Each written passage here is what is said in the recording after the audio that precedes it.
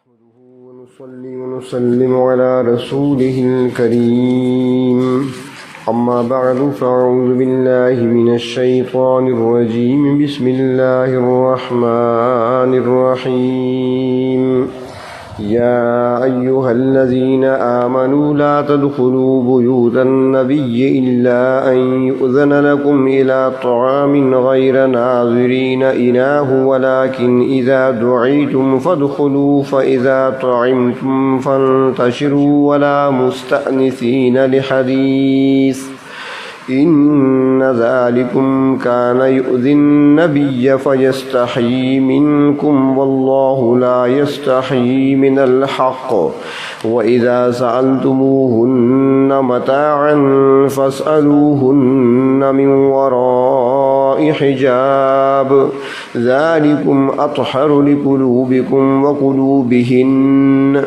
صدق الله مولانا العظيم اللهم صل على سيدنا محمد وعلى آل سيدنا محمد وبارك وسلم۔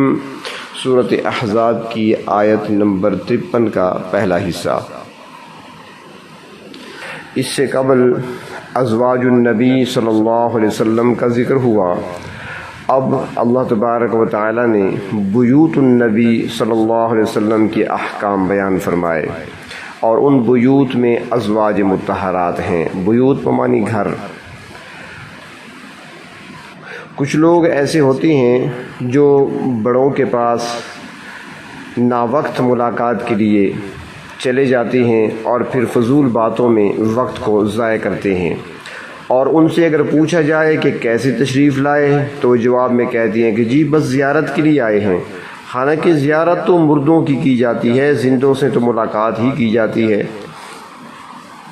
ارشاد فرمایا یا ایھا الذین آمنوا، اے ایمان والو، لا تدخلوا بیوت النبی الا ان یؤذن لکم الی طعام، اے ایمان والو نبی کے گھروں میں داخل نہ ہو یہاں تک کہ تم کو کھانا کھانے کی اجازت دی جائے، اور ساتھ یہ بھی فرمایا کہ غیر ناظرین اناہ، کہ کھانا پکنے کے انتظار میں بیٹھنے والے بھی نہ بنو۔ یعنی مطلب یہ ہے کہ وقت سے پہلے ہی جا کر نہ بیٹھ جاؤ، جب کھانا تیار ہوگا تو پھر بلا لیں گے اور پھر تم کھا لو گے۔ وَلَٰكِنْ إِذَا دُعِيتُمْ فَادْخُلُوا، بلکہ نبی صلی اللہ علیہ وسلم کے گھر میں اس وقت داخل ہو جب تمہیں بلایا جائے۔ کسی کے گھر میں کھانے کی دعوت کے لیے اجازت لے کر جانے کا مطلب یہ بھی فرماتے ہیں کہ بغیر اجازت کے کسی کے گھر کھانے پر نہیں جانا چاہیے، کیونکہ یہ ناپسندیدہ بات ہے اور غیر اخلاقی بات ہے۔ نبی اکرم صلی اللہ علیہ وسلم کا فرمان مبارک بھی ہے کہ بن بلائے جو مہمان ہوتا ہے اس کی مثال ایسے ہے جیسے دخل سارقا وخرج خرج مغیرا، کہ داخل ہوتے وقت وہ چور ہوتا ہے اور نکلتے وقت ڈاکو۔ حدیث شریف میں آتا ہے کہ ایک مرتبہ کسی شخص نے نبی اکرم صلی اللہ علیہ وسلم کی دعوت کی۔ آپ صلی اللہ علیہ وسلم کے ساتھ 4 آدمی اور بھی تھے۔ جب میزبان کے گھر کی طرف روانہ ہوئے تو ایک آدمی راستے میں مزید ساتھ مل گیا۔ نبی اکرم صلی اللہ علیہ وسلم جب اس مقام پر پہنچے، یعنی جس کے گھر کھانے پر جا رہے تھے، وہ جب وہاں پر پہنچے تو صاحب خانہ کو اطلاع دی کہ ہم تو آ رہے تھے لیکن ہمارے ساتھ بغیر دعوت کے ایک اور مہمان بھی ساتھ شامل ہو گیا۔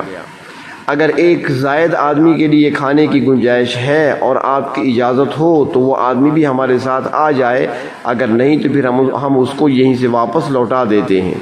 تو اس شخص نے اجازت دے دی۔ تو اس طریقے سے یہ مسئلہ بھی واضح ہو گیا کہ بغیر میزبان کی اجازت کے دعوت میں شریک نہیں ہونا چاہیے۔ اور دوسری بات یہ ہے کہ مہمان وقت سے پہلے پہنچ کر کھانا پکنے کا انتظار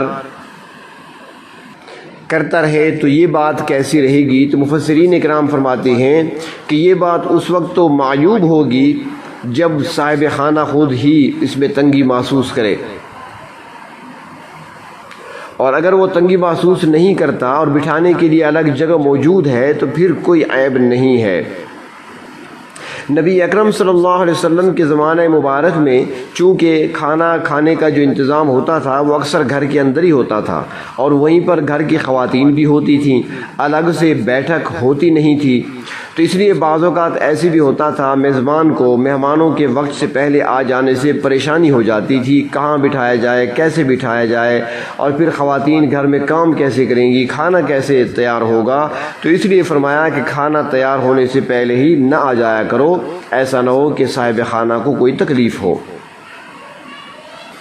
ان آیات کی شان نزول میں مفسرین کرام فرماتی ہیں کہ جب نبی اکرم صلی اللہ علیہ وسلم کا نکاح حضرت زینب بنت جحش کے ساتھ ہوا تو آپ نے دعوت ولیمہ کا خاص طور پر انتظام فرمایا تاکہ لوگوں کو اچھی طرح معلوم ہو جائے کہ منہ بولے بیٹے کی متعلقہ بیوی کے ساتھ نکاح درست ہے۔ چنانچہ فرماتی ہیں کہ نبی اکرم صلی اللہ علیہ وسلم نے اس موقع پر ایک بکری بھی ذبح کی اور روٹی بھی پکائی گئی، اور جن کو دعوت دی گئی ان کی تعداد تقریباً 300 کے قریب تھی، ان کو روٹی اور گوشت کھلایا گیا۔ اس موقع پر حضرت ام سلیم رضی اللہ تعالی عنہ نے کچھ حلوہ بنا کر بھیجا، کھانا کھانے کے بعد حلوہ بھی کھلایا گیا۔ تو اس موقع پر آپ صلی اللہ علیہ وسلم نے باقی لوگوں کو بھی بلا لیا تھا۔ اتنی بڑی دعوت ولیمہ نبی اکرم صلی اللہ علیہ وسلم نے کسی اور نکاح کے موقع پر نہیں کی تھی، یہ پہلا موقع تھا۔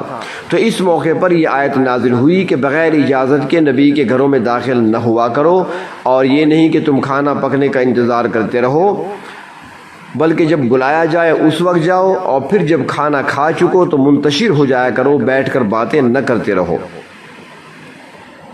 نکاح کے بعد دعوت ولیمہ سنت عمل ہے، اور اس میں کوئی حد مقرر نہیں کی گئی، بلکہ ہر شخص کو اپنی حیثیت اور گنجائش کے مطابق ہی کرنا چاہیے۔ اگر کسی کے پاس دعوت ولیمہ کرنے کی گنجائش نہیں ہے تو وہ نہ کرے۔ نبی اکرم صلی اللہ علیہ وسلم نے کئی نکاحوں کے موقع پر دعوت ولیمہ کا اہتمام نہیں فرمایا۔ حضرت عائشہ صدیقہ رضی اللہ تعالی عنہ کی رخصتی کے وقت گھر میں کچھ نہیں تھا۔ حضرت سعد رضی اللہ تعالیٰ عنہ کے گھر سے دودھ کا ایک پیالہ آ گیا تھا، تو نبی اکرم صلی اللہ علیہ وسلم نے لوگوں کو بلا کر وہی پلا دیا تھا، اور یہی اس نکاح کا ولیمہ تھا۔ حضرت صفیہ رضی اللہ تعالیٰ عنہ کے ساتھ جب نکاح ہوا تو یہ نکاح دوران سفر ہوا تھا۔ اس وقت آپ صلی اللہ علیہ وسلم کے پاس تھوڑا سا ستو اور کچھ کھجوریں تھیں، تو آپ صلی اللہ علیہ وسلم نے دوسرے لوگوں سے بھی فرمایا کہ جس کے پاس جو کچھ کھانے کی چیز ہے وہ لے آئے۔ چنانچہ کھانے پینے کی ساری چیزیں اکٹھی کی گئیں، اور چمڑے کا ایک دسترخوان بچھایا گیا اور اس پر ساری چیزیں رکھ دی گئیں، اور سب نے کھائیں۔ یہی حضرت صفیہ رضی اللہ تعالی عنہ کا ولیمہ تھا۔ دعوت ولیمہ ایسی سنت نہیں ہے جس میں لازماً تکلف کیا جائے، یا انسان کو قرضہ لینا پڑے، یا انسان کو کسی مشقت میں پڑنا پڑے، ایسا نہیں ہے، بلکہ جتنی حیثیت اور گنجائش اس وقت ہے اتنا ہی کیا جا سکتا ہے۔ دوسروں کے گھروں میں داخل ہونے کے احکام سورۃ نور میں بھی بیان ہو چکے ہیں۔ وہاں پر بتایا گیا ہے کہ جب تک اجازت نہ ملے تو کسی کے گھر میں داخل نہ ہوا کریں۔ حدیث شریف میں آتا ہے کہ کسی کے گھر جاؤ تو دروازے پر کھڑے ہو کر 3 دفعہ سلام کہو، اگر اجازت مل جائے تو داخل ہو جاؤ، اور اگر گھر سے کوئی جواب نہ آئے تو واپس لوٹ جاؤ۔ یہ عام گھروں کے لیے احکام ہیں۔ جاہلیت کے زمانہ میں لوگ ایک دوسرے کے گھروں میں بغیر اطلاع کے بھی چلے جاتے تھے۔ ایک حدیث شریف میں آتا ہے کہ ایک موقع پر نبی اکرم صلی اللہ علیہ وسلم اپنے گھر میں تشریف فرما تھے۔ اس حجرے میں جو حجرہ حضرت عائشہ صدیقہ رضی اللہ تعالی عنہ کا تھا، تو عربوں کے ایک قبیلے کا سردار آیا اور سیدھا حضور اکرم صلی اللہ علیہ وسلم کے پاس اندر چلا آیا۔ نبی اکرم صلی اللہ علیہ وسلم نے اس شخص کا نام لے کر فرمایا کہ تم ہمارے گھر میں بغیر اجازت کیوں داخل ہوئے؟ تو وہ شخص کہنے لگا کہ جب سے میں نے ہوش سنبھالا ہے تو کسی عرب گھر میں اجازت لے کر نہیں گیا۔ ام المومنین حضرت عائشہ صدیقہ رضی اللہ تعالی عنہا نے اس شخص کے بارے میں نبی اکرم صلی اللہ علیہ وسلم سے پوچھا کہ یہ کون ہے؟ تو آپ صلی اللہ علیہ وسلم نے فرمایا کہ یہ احمق ہے مگر اپنی قوم کا سردار ہے۔ تو جاہلیت کے زمانے میں لوگ ایک دوسرے کے گھروں میں بغیر اجازت داخل ہو جاتے تھے، مگر اسلام نے اس کی اجازت نہیں دی۔ تو اس آیت کے شان نزول کے بارے میں فرمایا گیا ہے کہ یہ آیت حضرت زینب رضی اللہ تعالی عنہا کے نکاح کے موقع پر نازل ہوئی جبکہ ان کا دعوت ولیمہ تھا۔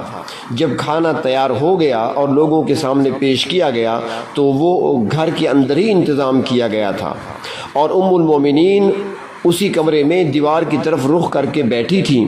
جب لوگ کھانا کھا چکے تو ان میں سے بعض وہیں بیٹھے بیٹھے باتیں کرنے لگے۔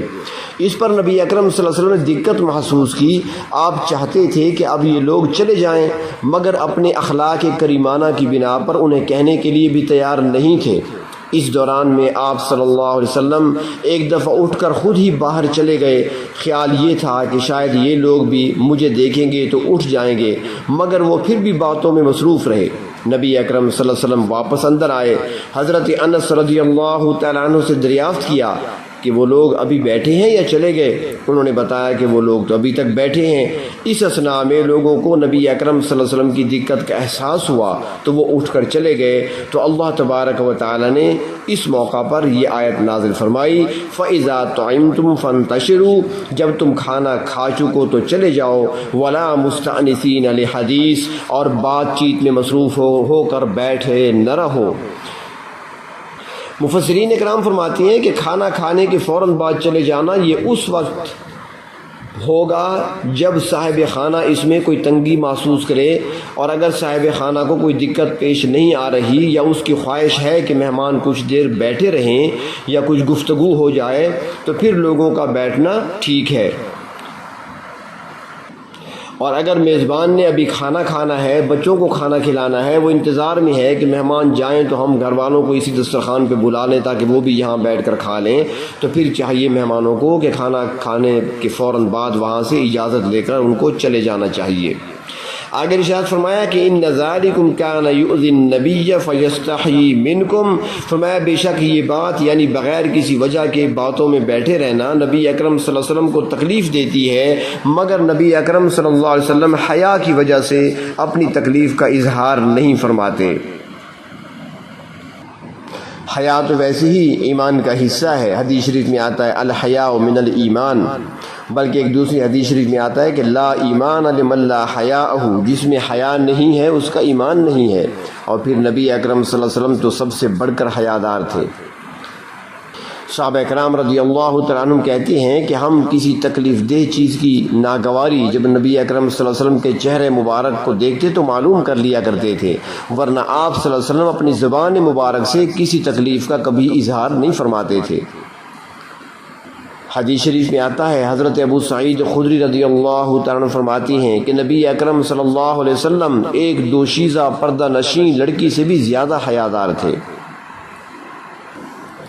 تو فرمایا واللہ لا یستحیی من الحق، کہ نبی اکرم صلی اللہ علیہ وسلم تو حیا کرتے ہیں، خاموش ہو جاتے ہیں، مگر اللہ تبارک و تعالی حق بات کو ظاہر کرنے میں نہیں شرماتے۔ اور پھر اللہ تبارک و تعالیٰ نے ازواج مطہرات کے متعلق بھی ایک ادب سکھایا اور فرمایا کہ وَإِذَا سَأَلْتُمُوهُنَّ مَتَاعًا فَاسْأَلُوهُنَّ مِنْ وَرَاءِ حِجَابٍ، جب تم اللہ کے نبی صلی اللہ علیہ وسلم کی بیویوں سے کوئی سامان وغیرہ طلب کرنا چاہو تو پردے کے پیچھے سے طلب کیا کرو، سامنے نہ آیا کرو، کیونکہ ایسا کرنا درست نہیں ہے۔ اگر کسی اجنبی عورت سے کوئی کام ہو تو بوقت ضرورت کے آمنا سامنا ہو سکتا ہے، انسان بات بھی کر سکتا ہے، مگر یہ عام اجازت نہیں۔ نبی اکرم صلی اللہ علیہ وسلم کے گھر کے لیے یہ ادب زیادہ ملحوظ خاطر ہونا چاہیے۔ فرمایا ذالکم اطہر لقلوبکم وقلوبہن، یہ تمہارے دلوں کے لیے بھی زیادہ پاکیزگی والی بات ہے اور ازواج مطہرات کے دلوں کے لیے بھی، کیونکہ سامنے آنے سے دل میں وسوسے پیدا ہو سکتے ہیں۔ امہات المومنین تو وہ ہستیاں ہیں کہ ان کی طہارت اور پاکیزگی کی گواہی اللہ تبارک و تعالیٰ نے خود دی ہے، سورۃ احزاب ہی میں ہے وَيُطَهِّرَكُمْ تَطْهِيرًا۔ تو جب ایسی پاکیزہ ہستیوں کے لیے بھی پردے کے احکام دیے جا رہے ہیں تو عام عورتوں کے لیے پردے کی زیادہ ضرورت ہے۔ ایک طرف نبی اکرم صلی اللہ علیہ وسلم کے صحابہ کرام ہیں جن کا مرتبہ اللہ کے نزدیک فرشتوں سے بھی زیادہ ہے، اور دوسری طرف امہات المومنین ہیں جن کی تطہیر اور پاکیزگی کا اعلان خود اللہ تعالیٰ نے فرما دیا۔ تو ان کے علاوہ کون شخص ایسا ہو سکتا ہے جو صحابہ کرام سے زیادہ پاکیزگی کا دعویٰ کرے؟ یا کون سی ایسی عورت کائنات کی ہو سکتی ہے جو امہات المومنین کا مقابلہ کر سکتی ہو؟ اللہ تبارک و تعالی قرآنی احکامات کو سمجھنے اور ان پر عمل کرنے کی توفیق عطا فرمائے۔ وآخر الدعوانا عن الحمد للہ۔